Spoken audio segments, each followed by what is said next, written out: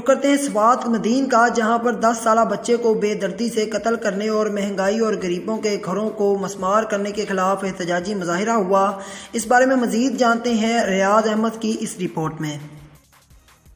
سوات مدین میں جماعت اسلامی کے زیر اہتمام 10 سالہ بچے کے بے دردی سے قتل کرنے اور مہنگائی کے خلاف ایک احتجاجی مظاہرہ کیا گیا۔